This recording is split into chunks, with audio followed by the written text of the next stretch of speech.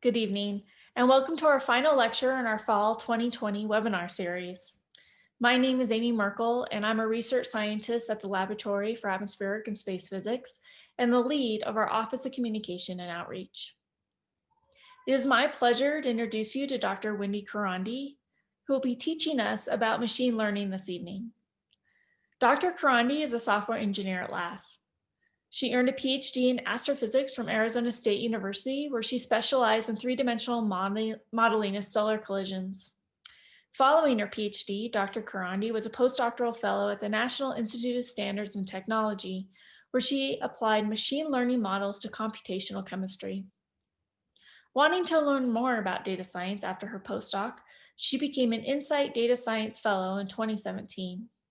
Shortly thereafter, Dr. Carande came to LASP, where she has worked on several machine learning projects in addition to mentoring students in data science techniques for scientific applications. Tonight, Dr. Carande will explain how machine learning is applied to the data collected at LASP and discuss how it's become a valuable tool for many of our projects. Thank you, Dr. Carande, for joining us this evening. I'll now turn the presentation over to you. Thank you, Amy, for that introduction. Hello, and welcome to my last public lecture. I'm coming to you from beautiful Longmont, Colorado, which is just northeast of Boulder. And tonight I want to talk to you about machine learning at LASP. So we're going to talk about what machine learning is, and we're going to talk about how it is applied to projects at LASP. And probably one of the only good things about everybody being virtual these days is that I'm able to reach more of you right now during this public lecture. But I also want to make sure that we keep you participating. So if you could open up that chat window right now, and as I'm going through, if you want to ask me questions, I can always come back to them at the end if I don't see them. And every once in a while, I'm going to ask questions of you, the audience, so that you can also participate and answer those. So go ahead and open that chat window and have it ready.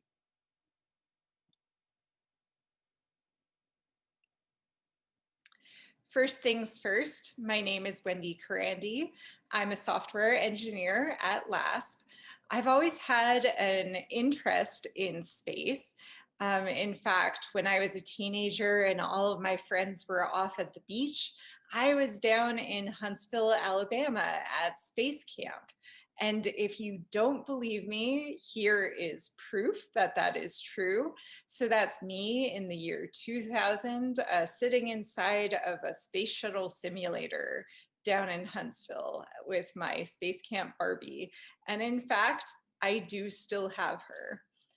So I was always a little bit of a space nerd, even back then. And it was a pretty natural progression for me to get a PhD in astrophysics. So I got my PhD from Arizona State in 2012. And then I took a postdoc at the National Institute for Standards and Technology here in Boulder. And there I learned how to apply machine learning to computational chemistry. The chemistry part of that was not as interesting to me as the machine learning part. So I decided to really delve deep into data science, and I did a fellowship with Insight Data Science. And that was in 2017. That led me to working at LASP. And LASP is really where all of my interests have collided. So I've been able to combine my love of data and statistics with that natural inclination towards space sciences. When I am not working, I like to go hiking and traveling, although obviously travel has been put on hold for a little while. But I'm really looking forward to getting back out there when it's safe. This lecture is going to be broken up into two parts for you. So the first part is going to be a crash course in machine learning. We're going to answer the questions, what is machine learning? How does machine learning affect your everyday life? And what are some fundamental concepts of machine learning? And then with those fundamentals, we're going to move on to the second part and talk about how these concepts are applied at LASP. So we'll be able to answer the question, how is machine learning applied to projects at LASP? And what is the future of machine learning at LASP, at least from my perspective? So let's jump right in. To answer the first question, what is machine learning? Machine learning is a way for people like me who work with computers to teach a computer to improve at a task without human intervention. And it's a subset of artificial intelligence. And deep learning is a subset of machine learning. Deep learning involves using something called neural networks, which basically replicate the way that your brain works. So deep learning has really only come about within about the last 10 years. But machine learning goes back a few decades, and artificial intelligence has been around since the 50s. Then the question becomes, why was there such a rise in popularity of machine learning? And to answer that question, we can look back at some of the historical images of what computers looked like. So this is an image of the Colossus computer, which was designed to break Nazi ciphers back in World War II, which is pretty cool. But you can see it's a pretty sizable machine, right? So it used a series of pulleys to transport punched paper tape with the deciphered messages on it. And you compare something like that from back in World War II with what we have today. So now we all carry around these very powerful devices in our pockets. And a large part of a reason for that is because the materials that we use to make computers are so much cheaper now than they used to be. So we have more storage and better processors, and all of that comes cheaper. And more storage means more data, of course. So at this point, we are absolutely drowning in all kinds of data that we have. And it's much more data than any human would be able to understand or process. So this is where machine learning comes in. Machine learning is uniquely positioned to be able to handle all of that data. That's exactly what it's designed to do. In addition, there have been a lot of advances in machine learning in about the past decade.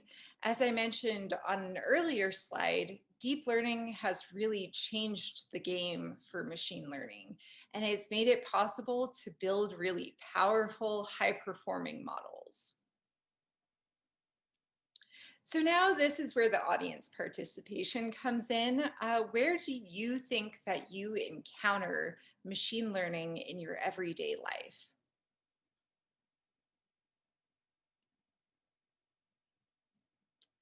All right, so seeing some answers come in, people say Siri, they say at the grocery store, they say at their bank, and all of those are true.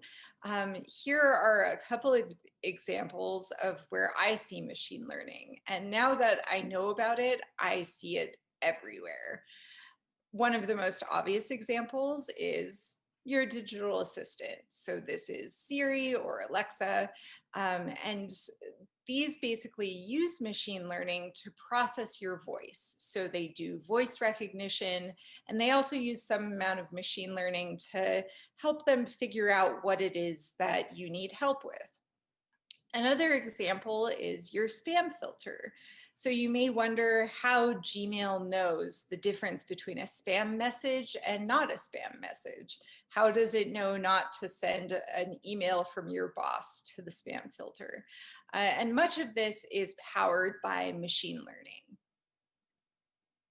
Another example is your bank. There are a lot of things within financial institutions that are powered by machine learning. For example, whether a transaction is marked as fraud or not, or calculating how much you're going to get in a loan. I recently bought a house, and pretty much everything having to do with that process probably had a machine learning model behind it. Finally, one of the most noticeable examples in our everyday life is social media. So when you see friend requests show up or suggestions of friend requests, those are powered by a machine learning model. And of course, all of the targeted advertising that you see is usually based on some type of machine learning model. So those are just a few of the places in your everyday life that you're seeing machine learning pop up. Now that you know what machine learning is and where you see it in your everyday life, let's talk about what a machine learning model actually does. So in the most fundamental terms, a machine learning model finds the relationship between a set of inputs, which are called features, and a set of outputs, which are called targets. If you remember back to your high school algebra class, there's a linear relationship with the equation y equals mx plus b. So in this case, you can think of the features as being your x values and the targets as being your y values. So the computer's job is to find a way that the targets or the y values vary as a function of the x values or the features. And at this point, you may be wondering what some examples of features are. So to illustrate this, I know that we have some younger audience members with us today, and we also have some people who grew up in the 90s. So you may be able to relate to this. We're going to look at some features for Pokemon. Say that you wanted to know the attack power of a Pokemon. There are different things that you know about the Pokemon to begin with. So you may know its speed, you may know its type, you may know its defense, its HP, and whether or not it's a legendary Pokemon. So those are the features of your Pokemon. And someone online actually made a table of all of these because the internet is a magical place. The green columns here are the features, so type 1, type 2, the defense, the special attack, the special defense, all of those are your features. And then the red column would be your target, what you're trying to find, which is the attack of your Pokemon. A table like this is called a labeled data set because we know the value of the target that we're looking for. We know those attack values. Which brings us to the difference between two types of machine learning that we're going to be talking about today. So in classical machine learning, there is supervised learning where you have labeled data, and then there's unsupervised learning where you don't have labeled data and you're just trying to look for patterns in that unlabeled data. Supervised learning is broken down into two further categories. There's classification. So with classification, you're looking at discrete values. So this would be something like cat versus dog. Or if you had a column in your data set that was a 1, a 2, or a 3. Those are discrete values. And that's different from regression. With regression, you're looking for something that's along a continuum, so a continuous value. For example, you may be wondering about the value of a house, how much it costs. That would be an example of a regression problem. That's supervised learning. Then you have unsupervised learning, and that's broken down into a few different categories as well. There's clustering, where you're splitting up your data into different similar categories. So in this example, they say split up similar clothing into stacks. And those stacks or those clusters don't necessarily have a physical meaning, although they can. And then there's dimension reduction. And we're going to be talking about one type of dimension reduction later. But basically, the example that they give here is make the best outfits from the given clothes. So you're trying to find hidden dependencies in your data with dimensionality reduction. And then finally, there's association. And with association, you're looking for sequences. So in this case, they say, find what clothes I often wear together. So that's an overview of supervised and unsupervised learning, and that will give us a basis moving forward. Now that you know the differences between classification and regression, which were those two types of supervised learning, let's say that we were trying to find the type of a Pokemon. Would that be a classification or a regression problem? Correct. This is a classification problem. And the hint that I give here is that type 1 is a discrete value, which makes it a classification problem. And furthermore, there are multiple classes here. There are more than two. So there's grass, fire, water. I can't remember all of them right now, but there are more than two, which makes it a multi-class problem. And that's different from something like if you were looking for whether a Pokemon was legendary or not. So whether or not it's legendary is true or false, which makes it a binary classification problem. Once you have your model, how do you evaluate it?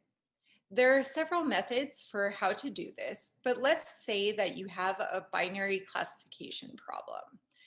To evaluate how well your model is doing, you want to know how often your model is correct and how often your model is incorrect. So let's say that you had a medical test that you were taking, and a positive medical test would indicate that you have a condition. A negative medical test would indicate that you don't have the condition. In this case, a true positive, or TP, the model says yes, and the answer really is yes. So you really do have the condition. A false positive would be if the model says yes, and the answer should be no. So you don't have the condition. A true negative would be if the model says no, and the answer really is no. And a false negative is if the model says no and the answer should be yes. So you can visualize these four metrics in something called a confusion matrix, which I've shown here. So you have the true negative, the false positive, the false negative, and the true positive laid out. And what you want to look for in your confusion matrix is that the items along the diagonal should be much, much higher than the items that are off diagonal. So the true negative and the true positive should be much higher than the false negative and the false positive values. But if you want just one metric to sum up all of these values in one, you're going to have to use something like accuracy. So accuracy is a measure of the number of times that the model guesses correctly, your true negatives and true positives, divided by the total number of samples that you have. And that's just one of many evaluation metrics that there are. So now we know what machine learning is and how we can evaluate it. Now we want to know how machine learning is going to be used at LASP. So for each of the projects that I'm going to discuss, and I'll discuss 4 of them, I'll start by discussing what the project is and who worked on it. The first project is solar flare prediction. So basically with this project, we wanted to know when a large solar flare was going to occur within a prediction window.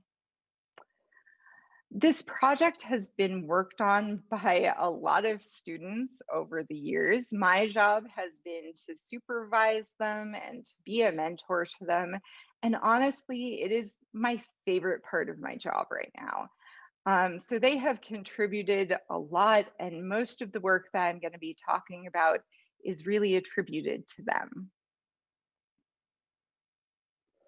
For some motivation about why we did this, a solar flare is a brief eruption of intense high energy radiation from the sun's surface, and it's associated with sunspots. These solar flares happen very regularly, but some of the other phenomena that are tied to solar flares can have an impact on GPS, satellite operations, communications, aviation, and the electrical power grid. So obviously, a large solar flare could have some very undesirable impacts. And we really want to be able to predict when a large solar flare is going to happen so that we can be prepared for it. And it turns out that President Obama agreed with this. In 2016, he wrote an executive order that said, basically, space weather preparedness is a national priority. Along those lines, our goal is to predict whether a large solar flare, which is M or greater, is going to happen in the next 24 hours. So solar flares are classified based on their peak flux range. And there's a diagram here showing how this works. So it's A, B, C, M, or X, and those correspond to the flux ranges that you see on the right. And the M and X type flares are the most energetic of all of these. So therefore, they're the most likely to be tied to major problems that could happen here at Earth. So for our study, we wanted to focus on deep learning, but we also wanted to really explore the feature space and figure out if feature engineering could improve our results from that deep learning model. So this is a labeled data set, which makes it a classification problem. And we're asking a yes or no question, which makes it a binary classification problem.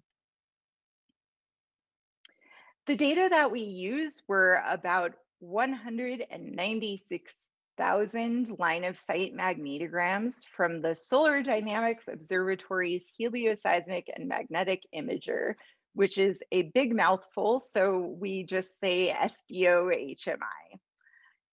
Each data point that we have has a vector of calculated space weather quantities, which are called SHARPs. And for example, this would be the magnetic flux. And the magnetograms that I'm talking about are pictorial representations of the spatial variations in the strength of the solar magnetic field. In total, we ended up with 102 features. These included the SHARPS parameters that I just described, the Macintosh classification features, and some in-house features. This is where feature engineering enters. So feature engineering is basically a process of exploring and evaluating your existing features and creating or deleting features that you have in your set. And the goal is to improve your machine learning model. But also one of the challenges of deep learning is that it's considered a black box. We don't necessarily know what's going on inside of it. And that's often a criticism. So we need this feature engineering to understand which features are useful to our model. Maxine created this diagram, which shows basically how feature engineering works. So you start with feature analysis, and that leads to an increase in knowledge of your data and your features. And from there, you create or delete the features that you have, and then you create or update your model. And this is an iterative process. You do it many, many times until you get the best set of features. One of the new features that Maxine created was based on polarity inversion lines. So a polarity inversion line describes the magnetic separation of an active region. And if you look at this diagram, the red line here shows the separation of the positive and negative sides of the sunspot. And what you'll notice is that on the left, where it's a polarity inversion line of an active region that has an X-class flare within 6 hours, it's very long and it's complicated. Whereas on the right side, the polarity inversion line for an active region that didn't flare at all within 48 hours is very short and not complex. So we found that describing these polarity inversion lines was really useful for our models. Okay, so now we had all of our features and we plugged them into our model. The model that we chose is called a long short-term memory network. And we chose it because it captures time trends in data. So this is particularly applicable to scientific time series data, exactly like what we're using. To evaluate our model, we used what's called the true skill statistic. And that is a way of calculating out how well the model is performing. It does especially well with imbalanced data sets. So again, the TP is the true positive, TN is true negative, FP is false positive, and FN is false negative. So plugging into that equation, our very best model was an LSTM that had 3 layers, and the size of the layers was 500, and the TSS for that model was 0.91, which is pretty darn good. So that was the first project that I wanted to talk about. The second project was gravity wave detection in CIPS data. And I apologize for all of the acronyms. I try to spell them out on the page here when I can. So with new algorithms, CIPS is now able to detect gravity waves in the altitude range of 50 to 55 kilometers. And this is in our Rayleigh albedo anomaly, or RAA product. However, CIPS produces about 675 megabytes of data per day. And that is a lot of data for a human to sift through. So we tried to use machine learning to see if we could automate this gravity wave detection system. And we were hoping that we could save time so that scientists could focus on the really interesting research that they're doing instead of just going through a bunch of images every day. We used images that were created from the level 2A CIPS RAA data, and this was from 2016. So here's an example image. So this is the RAA where you can see some of those gravity wave features kind of on the middle left side of this image. And if you want to know more about gravity waves or about CIPS and RAA, I highly recommend that you check out Cora Randall's work, and you can learn a lot more about it there. So what I realized as I was working with this data is that the gravity waves can be separated from the normal RAA data, the ones that don't have gravity waves, by what's called texture analysis. So I used a program called scikit-image, and this is in Python. And I calculated 2 features that are related to the gray level co-occurrence matrices, or GLCMs. And those 2 features are correlation and dissimilarity. And I have them plotted out here. So what I noticed on this image is that there's this interesting region right there on kind of the top right side of the graph. And everything that was within that region was a frame that contained gravity waves. So this made it really easy to separate those out into groups. And I thought, why not use a machine learning model to do this? This method of looking at correlation versus dissimilarity also allowed me to take out bad images or outliers that were on this graph. So this is an example of one of the bad images that I had to take out. And this was just way out there on the correlation versus dissimilarity graph. So I was able to weed through those really easily. So here's that confusion matrix that I was talking about earlier, which is a great way to kind of visualize your results. And these are fractional results. So when you see 0.84, that's basically 84% of the data. And what this is telling us is that using my random forest classifier in sklearn, I was able to get a rate of picking up the gravity waves of about 82%. So I was right 82% of the time. In frames where there were no gravity waves, I was right about 84% of the time. So this is a really good first pass that allows scientists to go through the data and sift through what they think are gravity waves versus not, so that they can focus on the real science. The third project that I want to talk about is an anomaly detection and classification in near-infrared imagery project. So the team that worked on this, we were me, James Kraft, Brian Staley, Tracy Moreland, and Brandon Stone. And for this project, we wanted to see if we could identify anomalies in near-infrared satellite imagery. So for this project, we used daily GOES data from the Western United States, spanning from 2017 to 2018. And our goal was to detect deviations from the norm, for example, natural disasters. So along those lines, does anybody remember what was going on in the Western United States around summer of 2018 that we may have been able to pick up as abnormal in near infrared imagery?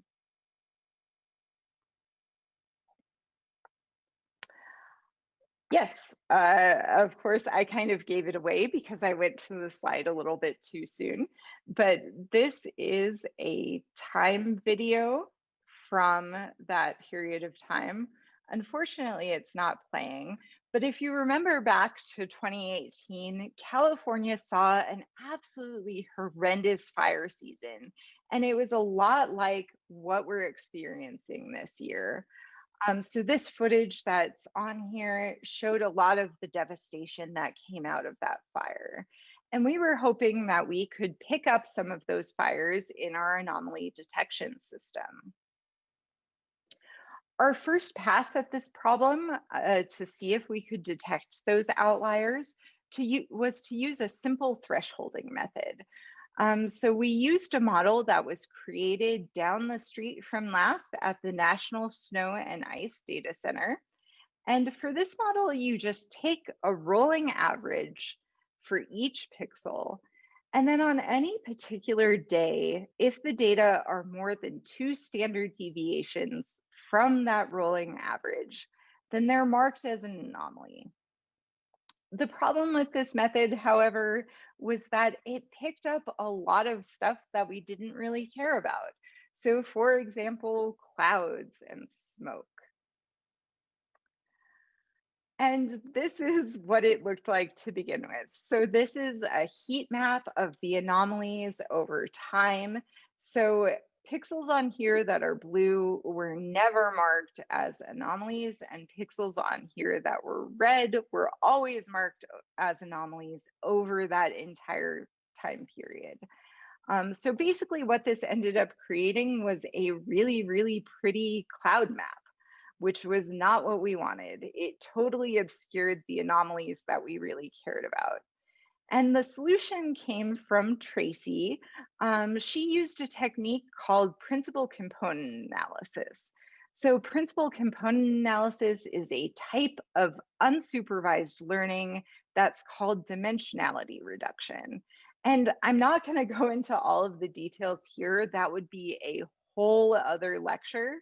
But basically, PCA was used to break the data down into components so that we could filter out some of the noise in the data, including the clouds. So after we applied the PCA, our anomaly detection method went from looking like this to looking like this. So we were really able to filter down the anomalies to the ones that we cared about. And these anomalies fit into a couple of different categories. So here's that same heat map of anomalies that I was just showing, but this time we're going to compare them to the MODIS imagery. So throughout California, you can see multiple fires that are raging, and we kind of expected that we would pick those up. But do any of you notice an area that's a little bit different from those fire areas? If you're thinking Nevada, yes, and Sierra said it. If you were thinking Nevada, you are correct. Nevada was the odd duck out. And it took a little bit of digging for our team to realize what this was. There wasn't a fire there. We couldn't really find anything in the news. And what it turned out to be was a dried up lake. So between 2017 and 2018, you can see the 2017 image on the bottom here, and you see a nice little lake there where the red arrow is. And then in 2018, the top image, that lake is gone. So it dried up over that period of time, and our anomaly detection routine picked that up, which is really interesting because it means that we're not just picking up these really extreme events like fires, we're also picking up these pretty subtle things like a lake drying up. And that means that our model is a lot more generalizable than we originally anticipated it to be. This is a really cool video that Brandon created. It shows the anomalies in green over time overlaid over this map.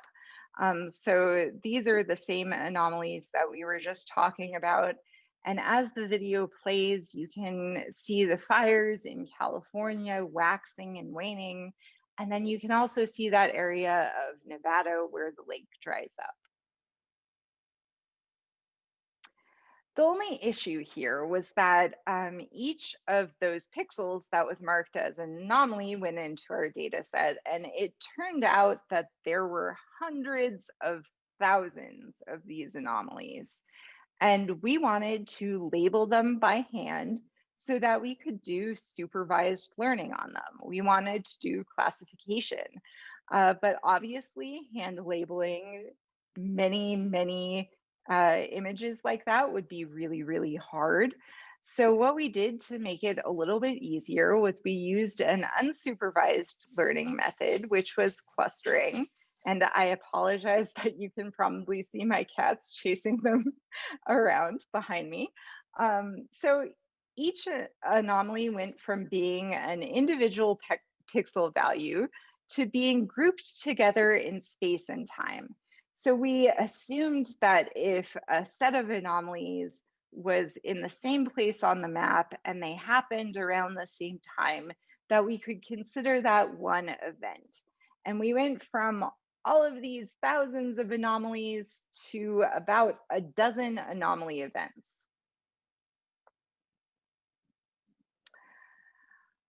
So with that, we were able to train a classification system, and this was Tracy's great work. And this is sort of what it looked like in the end.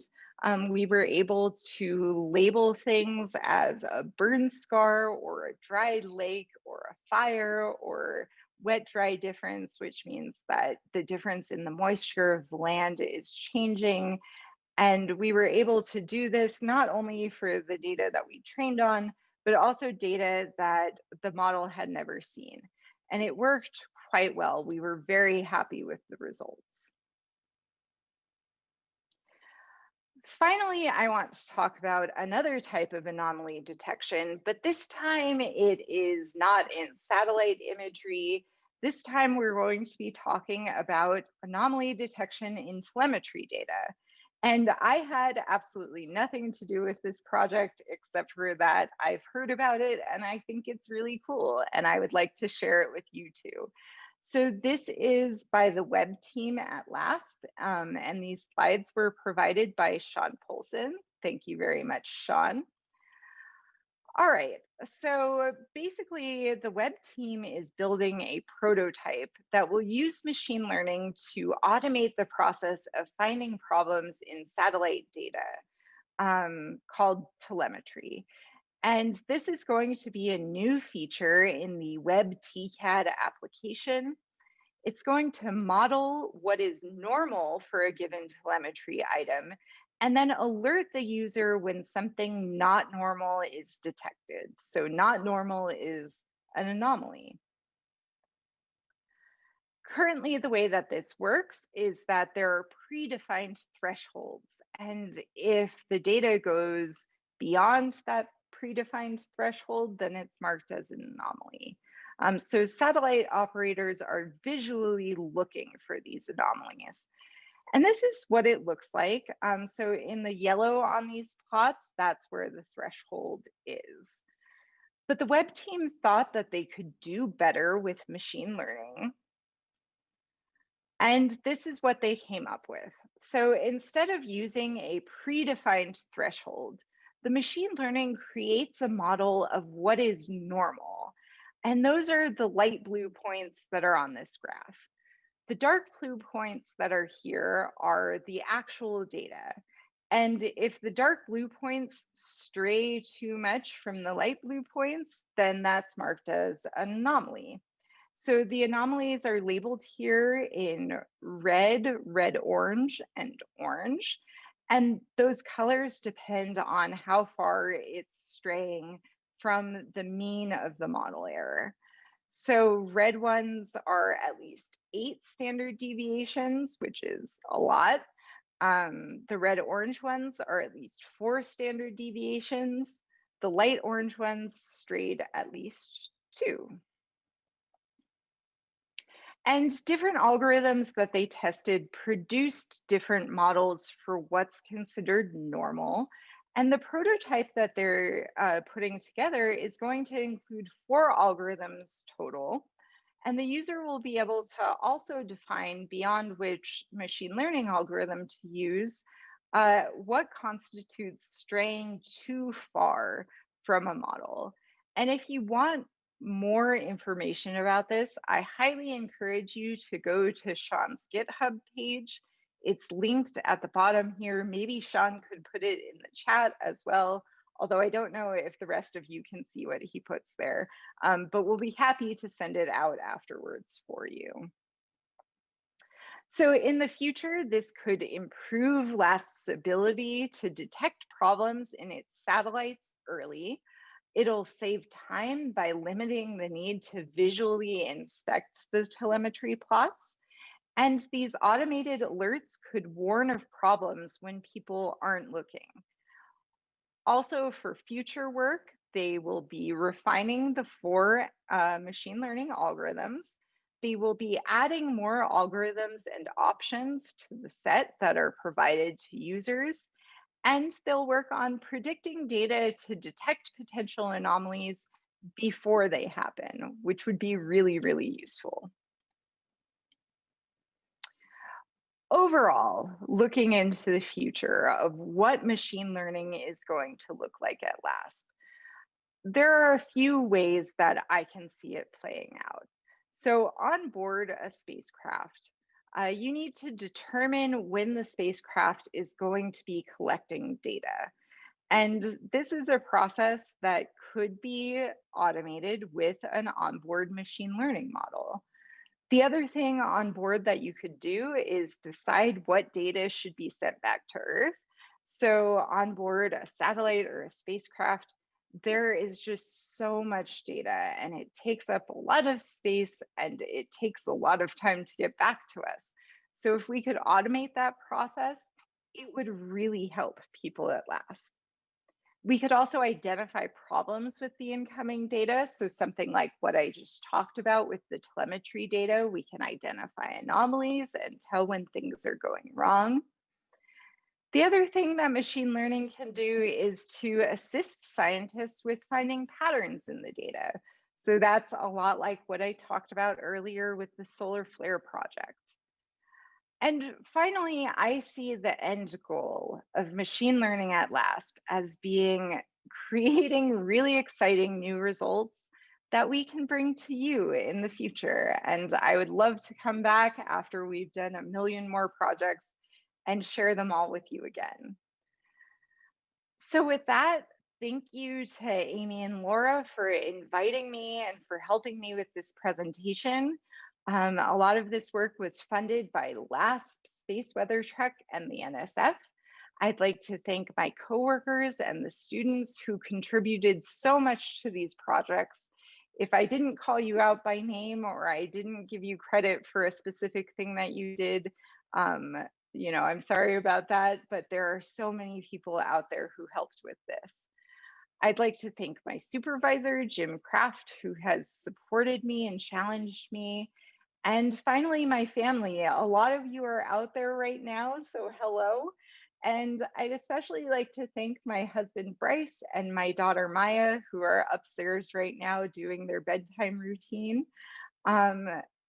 To finish off this talk, I would like to show you a video of my very, very favorite neural network, becoming self-aware in real time. What are you?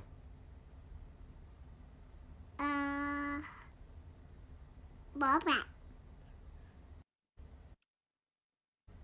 What are you? All right, so with that, if any of you have any questions or comments, thank you very much for joining me tonight. I would be happy to talk to you a little bit more now. Thank you so much, Wendy. That was really a great talk. If anybody has any questions, you have 3 questions so far. Wendy, please type them in the Q&A rather than the chat so that we can keep track of what questions we have. Wendy, do you want me to read them, the 3 that we have, or do you want to read them yourself?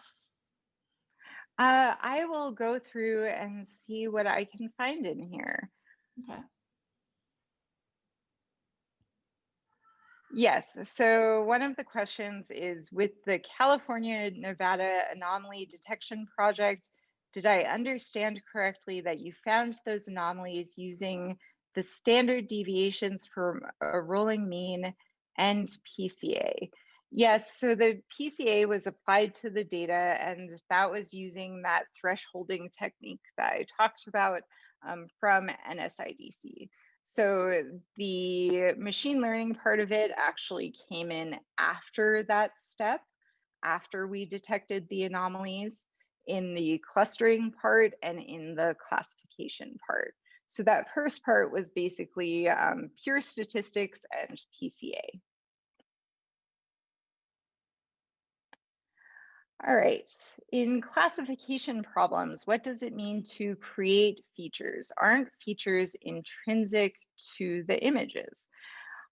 Yes, so you can create features from images. This can be done in a lot of ways.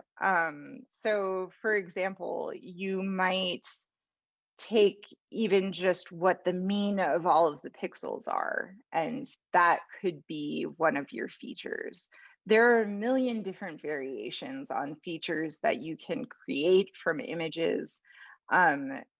There's also ways in deep learning that deep learning basically creates the features itself, and you don't interact with the image as much. But for the type of problem that I was talking about, we were actually analyzing the features of the image rather than using the image directly in a deep learning model. We do want to try to use images directly in a deep learning model, but we haven't had a lot of success with that yet, honestly. Okay, this one's a little bit longer, so I am going to take a look. For the solar flare prediction model, 3 layers with 500 nodes seems like pretty clean numbers, 500 in particular. Is it really the case that 500 nodes per layer gave the best score, better than 499 or 501? Or was there something convenient about a clean number like 500 that made it easy to work with? So I think actually better than me to answer that question would be Cody, who was the one who ran all of those models. My guess is that he went with just the cleanest numbers that he could come up with. So he, chose 500 rather than other ones. But that's something that you are welcome to ask him.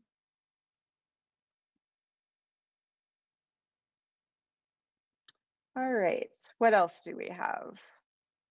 Amy, do you see any other ones as I'm screening through?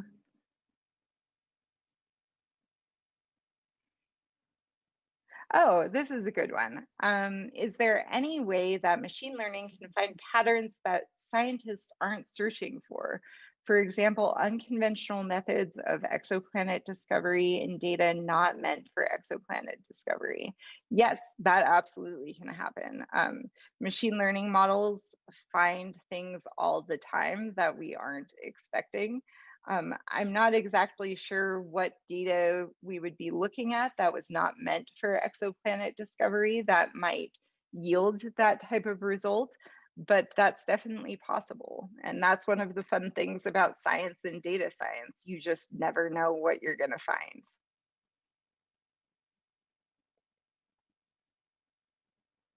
Never apologize about cats in the frame. I will keep that in mind. And I will let them run wild as much as they would like. What's the solar flare prediction algorithm for the SDO Eve mission? So this was for Solar Dynamics Observatory, but the specific instrument on board SDO that we were working with was the Helioseismic and Magnetic Imager, HMI.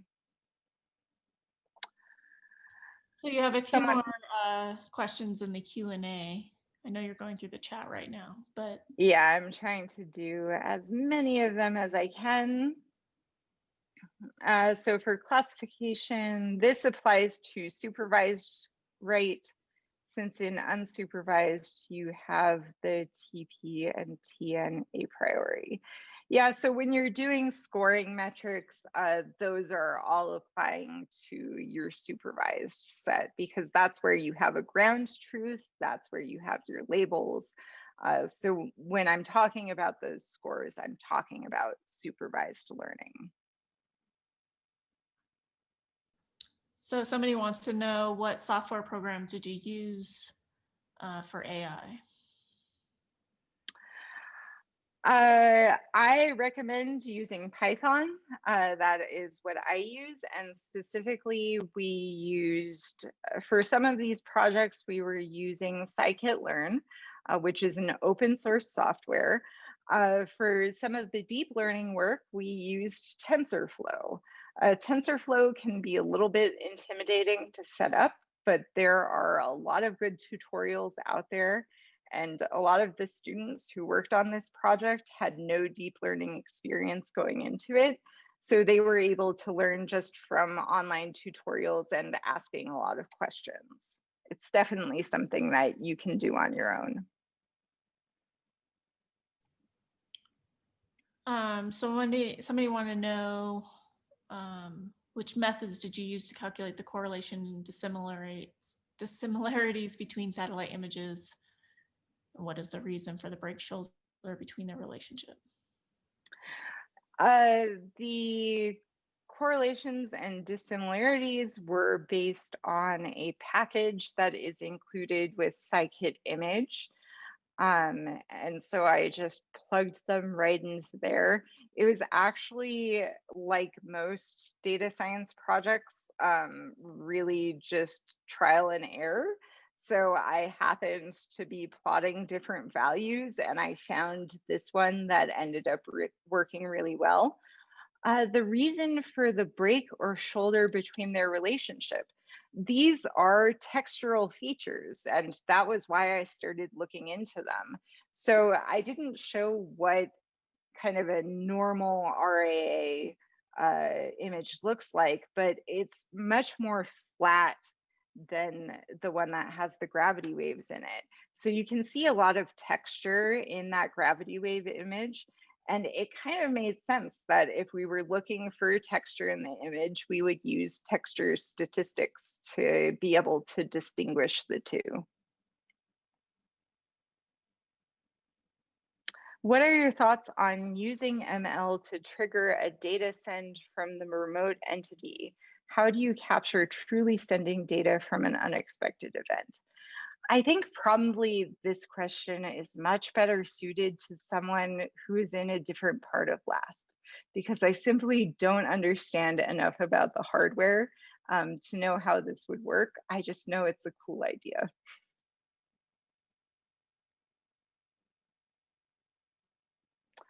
And then someone asked, let's say we have an unusual image, but don't know what it is. I'm not sure exactly what this question is asking. If you could rate a clarification there, maybe I can help you out.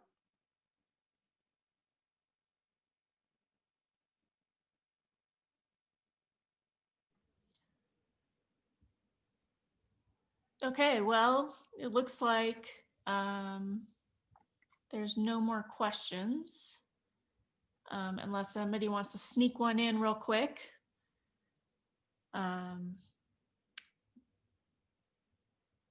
Doesn't look like it, but thank you so much, Wendy. That was an amazing talk. We really appreciate you joining us tonight. And we look forward to hearing from you again, maybe in the future, so you can follow up on everything you're working on and results. Thank you so much. Again, if anybody has any questions, please feel free to reach out to the Office of Communications at LASP, and we can forward your questions on to Wendy if you have more. And I think that's it for tonight. Thank you.